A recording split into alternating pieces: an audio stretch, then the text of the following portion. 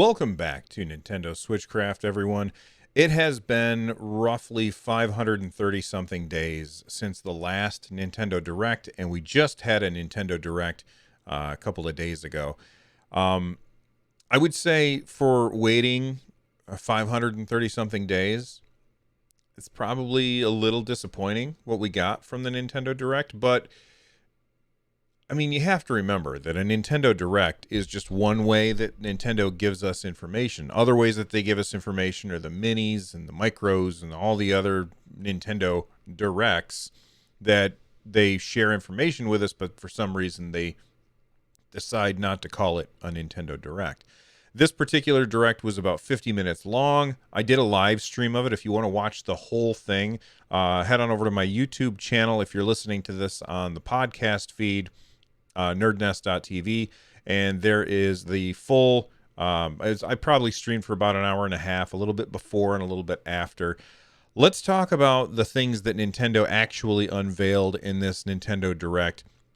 But before we do, I want to talk about the things that Nintendo didn't talk about in this Nintendo Direct, and that's Breath of the Wild 2. That's the one thing that I was really hoping to have information on. Now, they did specify that they were focusing on things that are coming out in the first half of 2021. So maybe they decided that they didn't want to share that information. What if they hold on to that information about Breath of the Wild 2 until June, when they would normally do E3 stuff, whatever that's going to look like this year? For Nintendo, it probably won't look all that much different.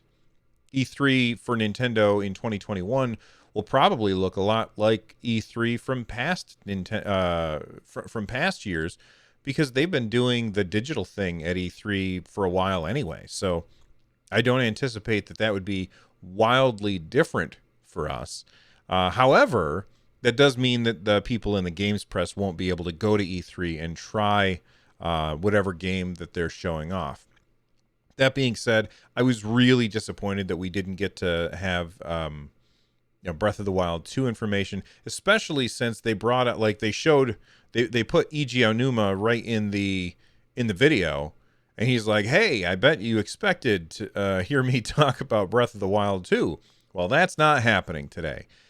I think it would have been better just not to have him there, although there's a really good reason for him to be there.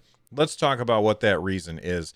Nintendo is bringing Skyward Sword HD to the Nintendo Switch. Now, I was predicting is a strong word. I was hoping that they would do Zelda Collection, kind of like they did for the Mario Collection. If you look at the Mario Collection, we had Super Mario 64, we had Super Mario Sunshine, and Super Mario Galaxy 1.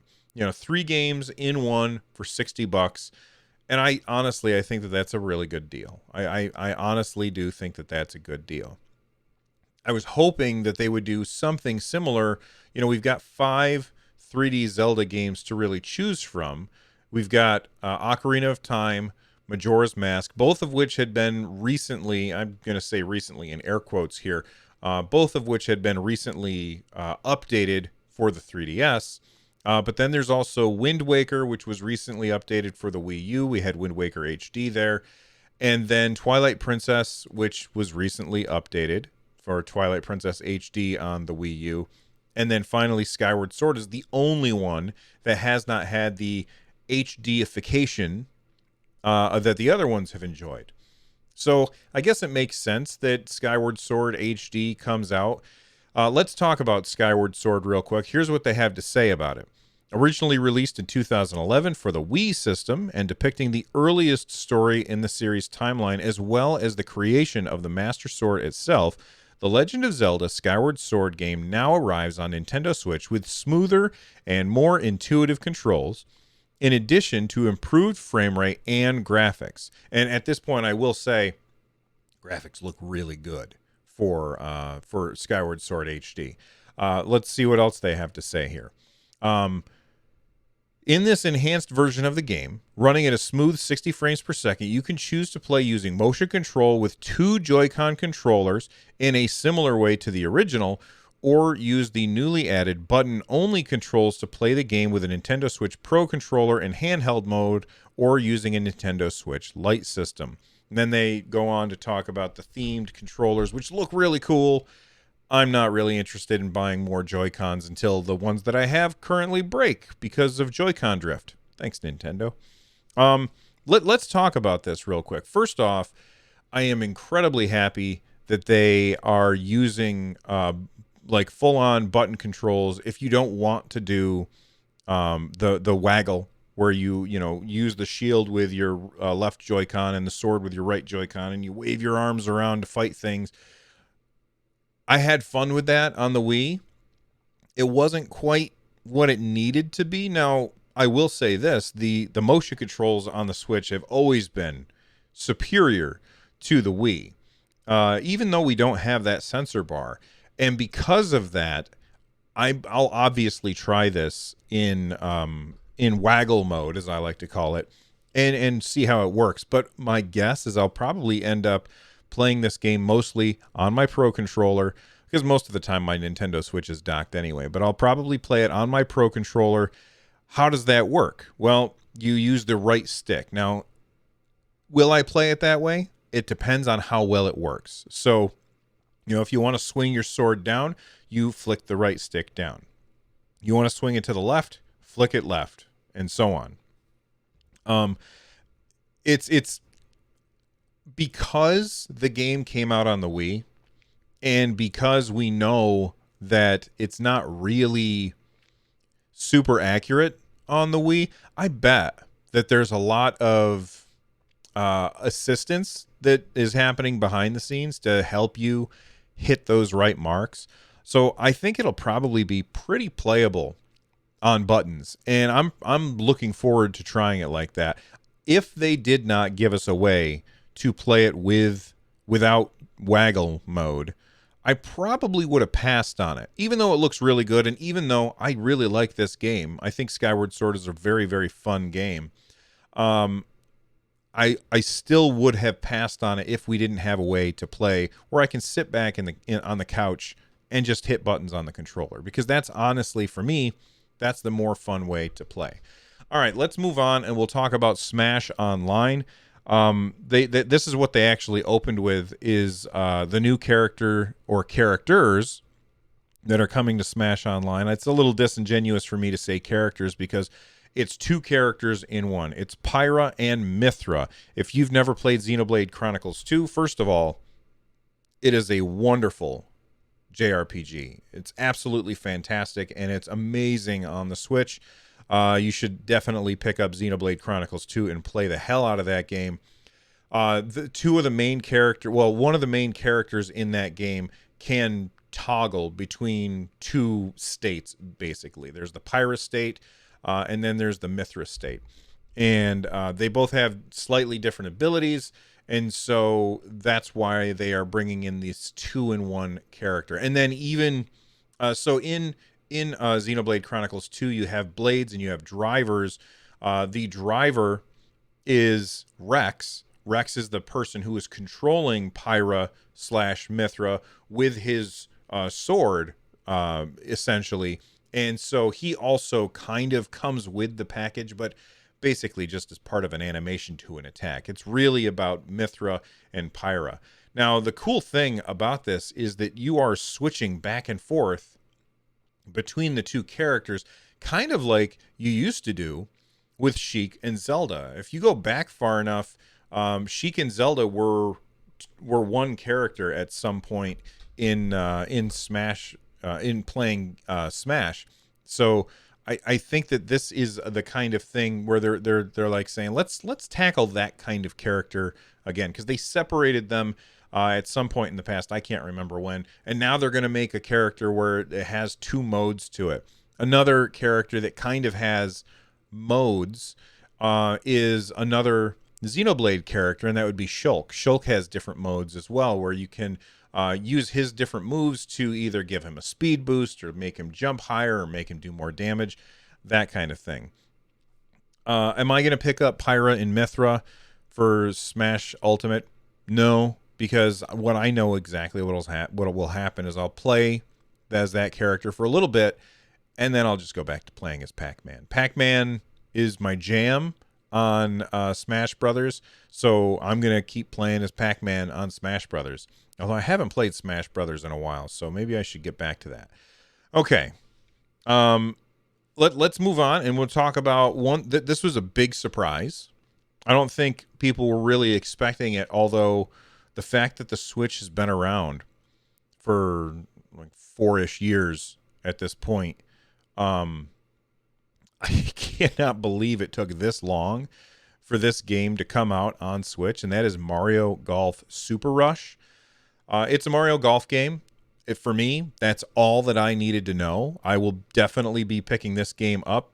That one comes out on June 25th. You can pick that one up now. By the way, going back real quick, July 16th for Skyward Sword and Mythra and Pyra. We don't have their exact release date yet. But Mario Golf Super Rush. It's Mario Golf. That's all I needed to know. I'm going to buy this game. I love Mario Golf. I cannot believe that it took them this long to bring a Mario Golf game to the Nintendo Switch. Now, earlier I said, I'm not interested in the waggle. I just want to sit down on the couch and play. That is completely different when it comes to a golf game. I loved playing Wii Sports, and playing golf on Wii Sports was incredibly fun. And they have finally given us Mario Golf, and it's got the waggle control, so you can get out the Joy-Con, you got your backswing, you got your foreswing. This is going to be incredibly fun. I'm very much looking forward to this. They also have another mode in Mario Golf Super Rush where it's multiplayer and everybody's playing at the same time. So, like, you don't take turns to hit the ball. You hit the ball and then you run. Like, literally, your characters are racing to get to the ball, to the ball that they hit and hit it into the hole. I'm very interested in how this will play, especially online. No word yet on whether or not this is using the old version of the Nintendo's online infrastructure or the new version of Nintendo's online infrastructure that's coming with Monster Hunter Rise. But Mario Golf Super Rush looks super fun, and I can't wait for it. Another game that I'm very interested in. I have not played the demo yet because I've been playing a whole bunch of Final Fantasy XIV on my PC, as well as Valheim on GeForce Now. And so I have not sat down to play the demo for this, but this is Project Triangle Strategy. They say it's a working title. I don't believe that it's a working title, and the reason why I don't believe that it's a working title is because when you look at Project Octopath Traveler, that was a working title, and then they just took project off of it and called it Octopath Traveler. This one is called Triangle Strategy, so I assume that that's what we're going to end up calling it.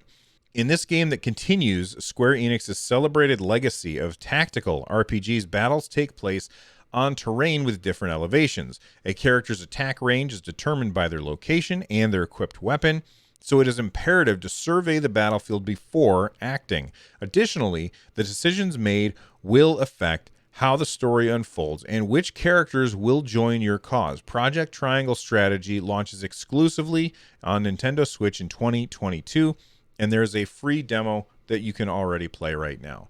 So this kind of takes place, I believe, in the Octopath Traveler universe. It definitely uses that art style, which is like this 2.5D HD retro style with modern lighting.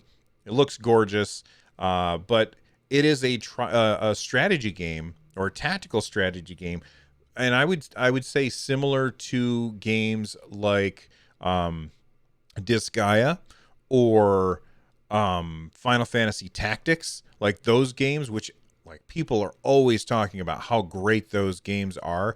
And now we've got Project Triangle Strategy coming out in 2022. It's a long way off, but I want to commend Square Enix for the way that they're doing their demos lately. Is they'll announce a game, they'll put out a playable demo, And then they'll say, please give us feedback on that demo. And then they will adjust the game based on that. We already saw that with Octopath Traveler. They made a lot of changes to that game based on the demo and the feedback that people had given.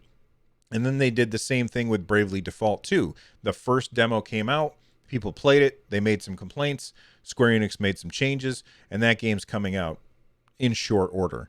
It was also in the Nintendo Direct, but I'm not going to talk about it. So Project Triangle Strategy, I'm very much looking forward to that game. I think it looks really good. Star Wars Hunters is a free-to-play, third-person competitive shooter from Zynga, which usually they make like mobile games. So this is I believe this is their first foray into games like on the Nintendo Switch. I could be wrong about that. If I am, and you're watching this on YouTube, leave a comment below to tell me why I'm so wrong and how terrible I am. But Star Wars Hunters, we don't know much about it. My guess is it will be very, very microtransaction heavy. As long as the microtransactions don't affect gameplay in any way, as long as it's just like cosmetic stuff, then I'm all for it. I like microtransactions like that. However, I will say that I'm not a fan of like how Fortnite does their microtransactions, where it is all cosmetic and it doesn't affect gameplay, but at the same time, they kind of try and prey on people's impulse buy stuff by saying, this is only available for like the next 3 hours or something. I'm fine with limited time stuff, but, you know, a few hours of availability, that's ridiculous. And people just jump right in on those deals. Look at that. On those sales opportunities, I guess, way too easily. So hopefully Star Wars Hunters does not do that stuff. Then we had Miitopia. When I first saw this, from the graphics and stuff, I thought, oh, look at this. This is they're finally bringing Street Pass. There was like all these Street Pass games that were on the 3DS, where if you took your 3DS with you when you went places, it had like, it would communicate with other 3DSs that happened to be by, and so you would have your Mii, and there was all of this data stored on your Mii, and then if you passed close by my 3DS, my Mii and your Mii would go over and trade information.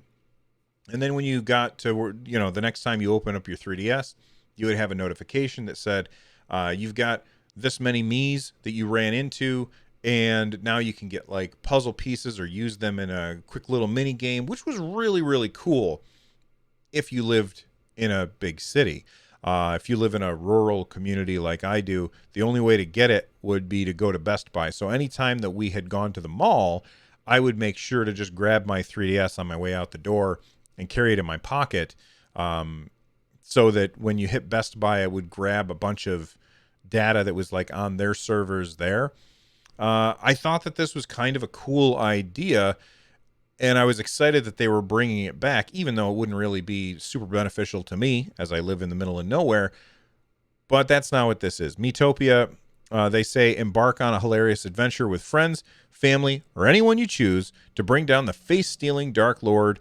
In Miitopia, a customizable adventure for Nintendo Switch. Create and customize Mii characters of anyone you'd like and cast them in a fantasy adventure of a lifetime with expanded customization in Miitopia, including wigs, blah, blah, blah, blah, blah. Basically, it's like this weird little RPG that's coming out on May 21st. It's not Street Pass, even though that's what it looked like when I first saw it. All right, Fall Guys Ultimate Knockout is coming to the Nintendo Switch. I don't really care. I feel like everybody, well, okay. There were people in the live chat that were like, look at this, a dead game. Just because a game is not super popular on Twitch doesn't mean that it's dead. My guess is you can probably still easily fire up Fall Guys and play a match with other people. I think that that's cool that it's coming to the Switch, but I don't think that it's something that I'm going to pick up.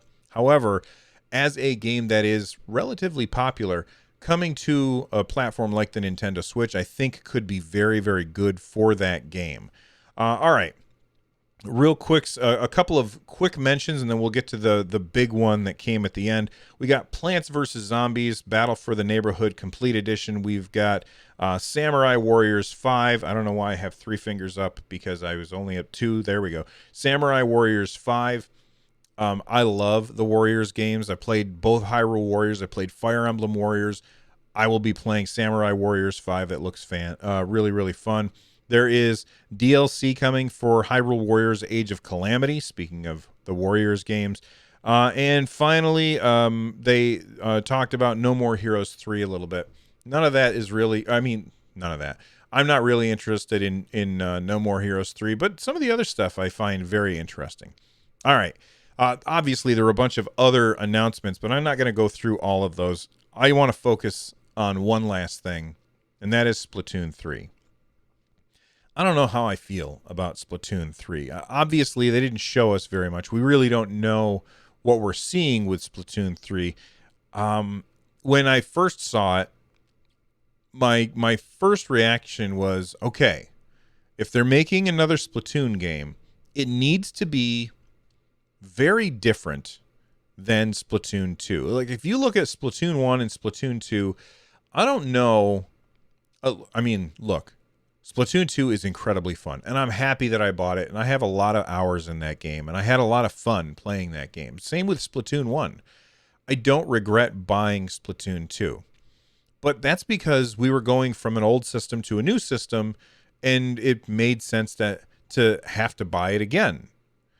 Although, backwards compatibility is becoming more and more, commonplace. You look at the Xbox, they have their system. PlayStation, not quite as liberal with the backwards compatibility stuff as Xbox is, but they also do support some backwards compatibility as well. And Nintendo didn't have backwards compatibility between the Wii U and the Switch. Obviously, discs versus cartridges. How's that going to work? But they could have done it digitally. They could have just put Splatoon 1 on the Nintendo Switch digitally and said, if you had it on the Wii U, then you can have it on the Nintendo Switch. But they didn't do that. They upgraded to 2, gave it a new single-player story, but that's really not what people... all right, maybe you play Splatoon 2 for the story. But I think that you're in the minority big time. So did they really earn having a new number at the end of Splatoon 2? I don't know. I don't think so. But then again, I still had a lot of fun with that game. We're talking about the Nintendo Switch, and it's still on the Nintendo Switch. We're not going to a new system. So for them to go from Splatoon 2 to Splatoon 3, I feel like they better do something to earn that 3 after the name. And it better not be like the single player story. They need to have some new modes in there. They need to change some things up based on criticisms that people have had. They need to make it easier to play with your friends. In Splatoon 2, it was always kind of a hassle to try and play with your friends. You ended up having to do these ridiculous extra, I can't remember the exact ways that you went about playing with your friends, but it was not easy. It wasn't just, I'm going to make a group and we can queue up. It didn't work that way. It was kind of a pain. And even if you did make a group and you queued up, like sometimes your friends would be on the other team, that's not as fun as working together. So I don't know. They definitely need to address some of those kinds of concerns. I really want to have some new modes, and I want, everybody in chat was saying Splatoon Battle Royale, like that right there. In my opinion, adding a Battle Royale mode to Splatoon would justify having a 3. But if it's just more 4-on-4 stuff, then is it really, does it justify it other than to just get me to open my wallet again? I don't know. And my biggest worry about this is that it's going to bifurcate the audience, the game, the base players for multiplayer. Some people will be playing Splatoon 2. Some people will be playing Splatoon 3. That will make it more difficult to get a match, unless Nintendo does what Blizzard has said that they're doing with Overwatch, where where Overwatch 2 is just the story stuff and the single player stuff, and all of the multiplayer stuff is compatible with both games and comes to both games. So they don't actually separate the Splatoon 2 players from the Splatoon 3 players when you're matching people up to play some multiplayer stuff. I think that's a very important thing. Look, the game isn't coming out for a while. 2022 is when it's, we don't know when in 2022, but sometime in 2022, Splatoon 3 is coming. I really hope that Nintendo earns the 3, and I really hope that they don't split the player base, because bifurcating the player base would be a huge mistake on Nintendo's part. And if past is precedent, it's very commonplace for Nintendo to make big mistakes when it comes to online multiplayer, but only time will tell. That's it for this episode of Nintendo Switchcraft. If you want to check out the full reaction video, make sure that you check out. There's a link in the description down below if you're watching this on my YouTube channel, which you can find over at nerdnest.tv. And thank you very much for watching. Or if you're listening to the podcast, thank you very much for listening. I will see you next time. Bye-bye.